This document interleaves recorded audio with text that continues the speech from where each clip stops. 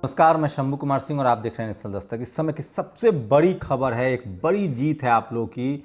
Madras high court ने, Chennai high court ने OBC NEET दाखिले को लेकर साफ साफ कहा है कि केंद्र सरकार इस पर कानून बनाए और इसको इम्प्लीमेंट करे।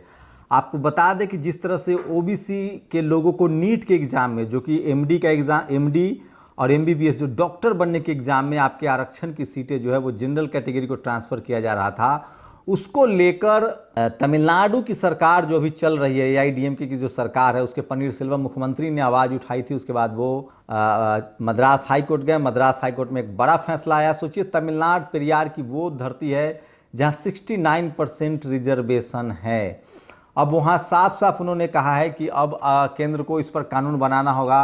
अब देखना है कि 48 घंटे के भीतर क्या इस देश के प्रधानमंत्री, जिन्होंने एक दिन में संसद में गरीबी के आधार पर रिजर्वेशन, सवर्णों को रिजर्वेशन दिया था गरीबी के आधार पर, और राष्ट्रपति से हस्ताक्षर भी करवाए थे, ओबीसी मामले में क्या करते? अगर सरकार 48 घंटे में अध्यादेश नहीं लाती है तो इस साल जो नीट की सीटें हैं उसमें ओबीसी को आरक्षण नहीं मिल पाएगा। ऑलरेडी 10,000 सीटें जो हैं वो ट्रांसफ़र किया जा चुका है जनरल कैटेगरी में, जिसको लेकर ओबीसी आयोग ने भी हर्षवर्धन, जो केंद्रीय स्वास्थ्य मंत्री हैं, उनसे सवाल पूछे थे। तो ये बड़ी खबर आ रही है। किस तरह से, सोचिए, आपको doctor, engineer, IAS, IPS, IAS के एग्ज़ाम में लेटरल एंट्री से एग्ज़ाम हो रहा है। आज मुझे इस देश के एक बड़े एससी एसटी एसोसिएशन के जो जनरल सेक्रेटरी हैं वो बता रहे थे कि 40 लाख लोग पहले नौकरी करते थे एससी एसटी के, अब सिर्फ 10 लाख से भी कम बच गए हैं। बड़े पदों पर तो है नहीं। ओबीसी का तो और स्थिति खराब है। तो डॉक्टरी की पढ़ाई में ओबीसी को नीट में जो आरक्षण नहीं मिलता था, और बता दिए सब किया धरा कपिल सिब्बल का है जब कांग्रेस था, और बीजेपी उसको ठीक करे कि नहीं करेगी ये देखना पड़ेगा।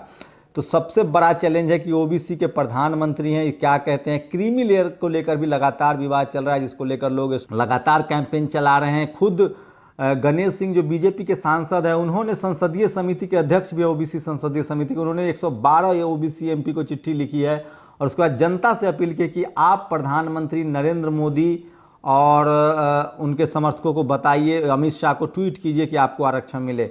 तो मद्रास हाई कोर्ट का एक बड़ा फैसला आया है कि केंद्र सरकार इसके लिए कानून बनाए। तो ये केंद्र सरकार ओबीसी कोटा देने के लिए कानून बनाए। देखना है कि 48 घंटे में ये करते हैं कि नहीं। ये एक बड़ी खबर थी जो मैं आपको बता रहा था। और दूसरी एक बड़ी खबर है कि कफिल खान की जो जमानत का मामला है, कफिल खान को जमानत नहीं मिली है। फिर से 5 अगस्त तक सुनवाई टल गया। 27 अगस्त था, 27 जुलाई को सुनवाई थी, अब 5 अगस्त को है।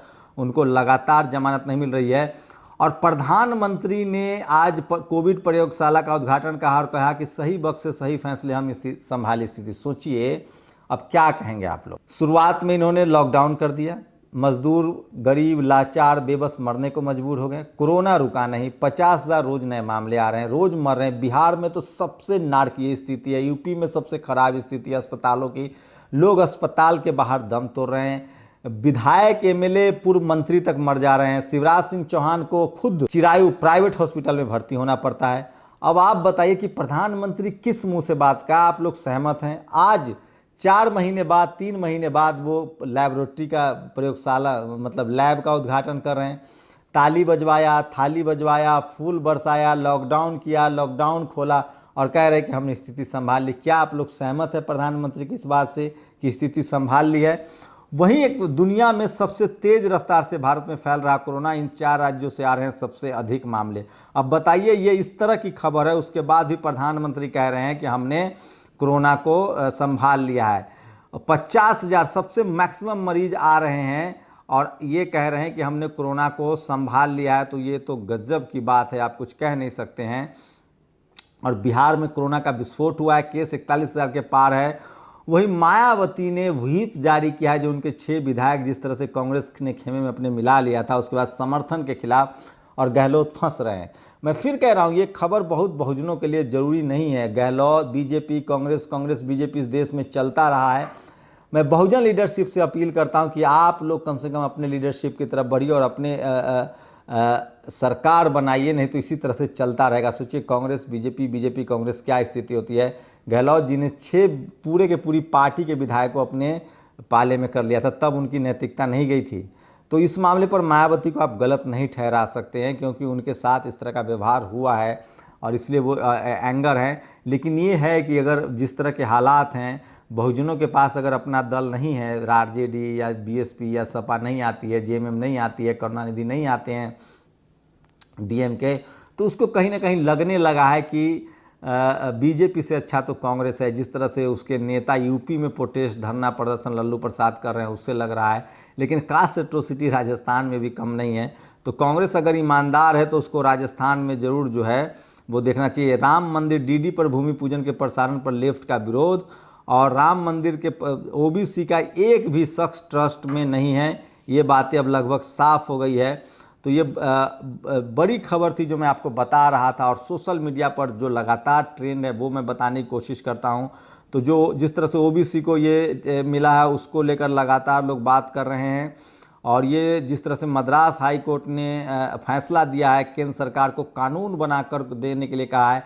देखते हैं कि केंद्र सरकार 48 घंटे में कानून बनाती है कि नहीं बनाती। नहीं तो अगर नहीं बना पाई तो ये उनको समर्थन नहीं, वो इम्प्लीमेंट नहीं हो पाएगा रिजर्वेशन, और फिर से हजारों सीटों का नुकसान होगा ओबीसी को।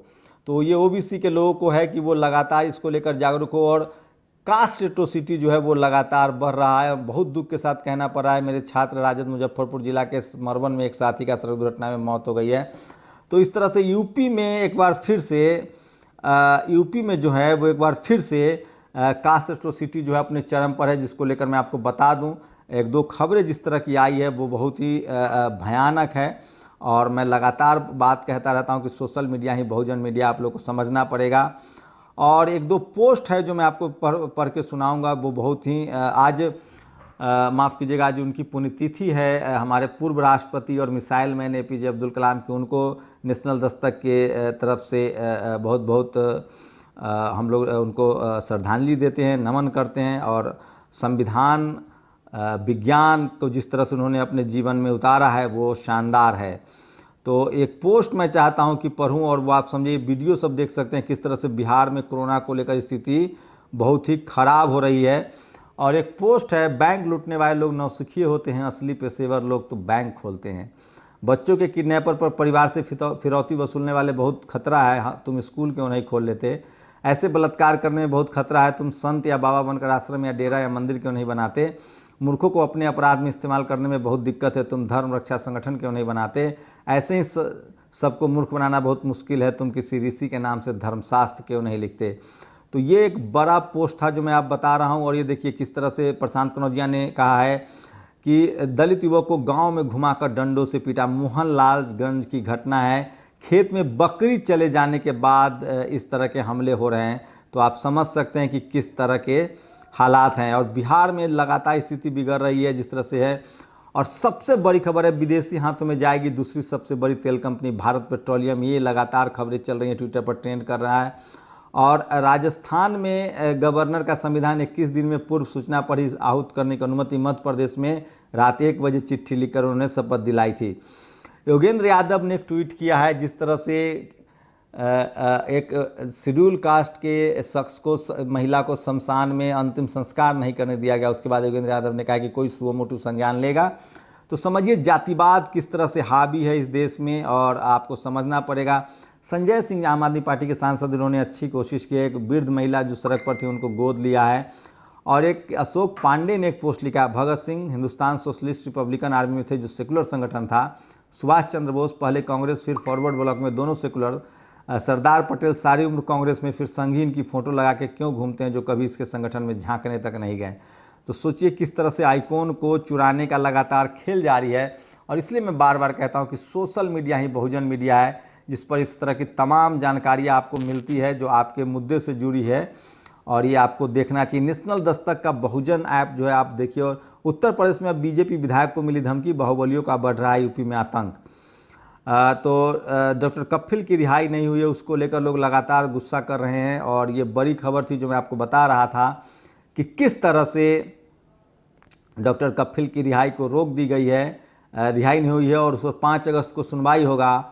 और वहीं दूसरी तरफ चेन्नई हाई कोर्ट ने कहा है, मद्रास हाई कोर्ट ने साफ साफ कहा है कि केंद्र सरकार ओबीसी में नीट में ओबीसी के 27% आरक्षण के लिए कानून बनाए। देखते हैं प्रधानमंत्री जी कितनी जल्दी कानून बनाते हैं। एक बड़ी जीत तो है, लेकिन खतरा बहुत बड़ा है क्योंकि क्रीमी लेयर का जो जो ठेंगा है वो दिखाने की कोशिश हो रही है। शुक्रिया। बेल आइकन की घंटी दबाएं। नेशनल दस्तक को बचाने के लिए बहुत जरूरी है कि हर खबर को शेयर करें, लाइक करें, कमेंट जरूर करें।